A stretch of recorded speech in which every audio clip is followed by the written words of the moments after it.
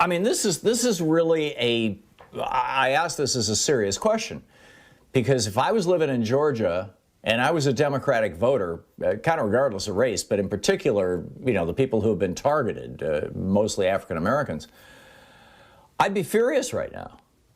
And fury is an emotion, and emotion is what drives the bases of political parties.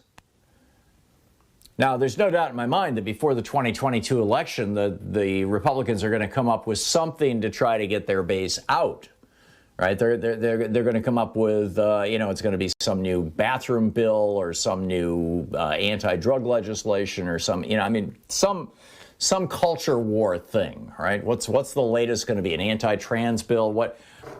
This is what they do. Right? Anything but anything to avoid talking about how the Republican Party is all about two things: tax cuts for billionaires and big corporations, and letting more poisons and pollutants into our atmosphere, our water, our food, and our lives. And so, because they don't want that talked about, they always go to these so-called social issues, abortion, guns, drugs, sexual identity or gender identity. This is what they do, and I'm fully expecting this. But is it going to work? I think this is one of the biggest questions of our day right now. Have we reached a point where this strategy that the Republican Party has been using literally since the 80s, with Nixon's shout out, his Southern strategy, and his whole silent majority thing, which was just another way of saying, the white people in the suburbs who vote Republican. Have we reached the point where not just black people, I think African Americans have known for a long time exactly what this is.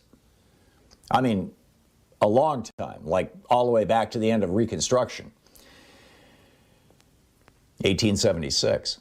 But has the white populace of America, who are those white people who are inclined to vote Democratic, have they woken the hell up? Have they figured out what's going on?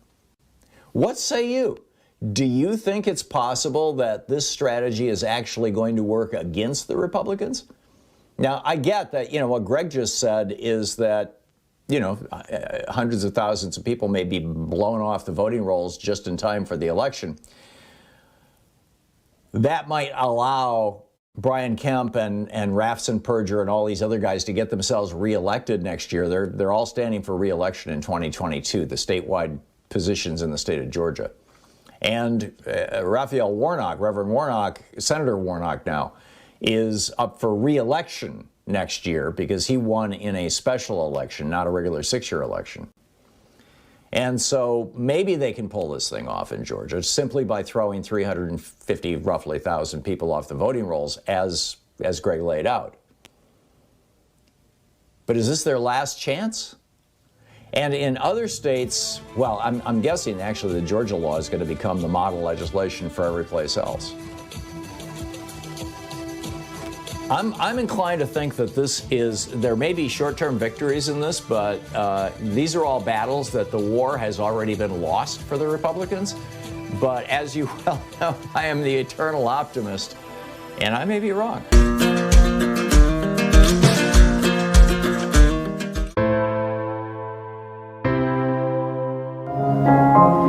Good morning, dear. Oh, cut! We have a lot to celebrate this week. You have the right to remain tripping your balls. It's like Illuminati, but with leather. First day at Fight Club, you must fight! 2020 refuses to concede. I was going to have to return 2021 because I didn't like the 7-day trial. But I'm in now. We're in, sexy liberals.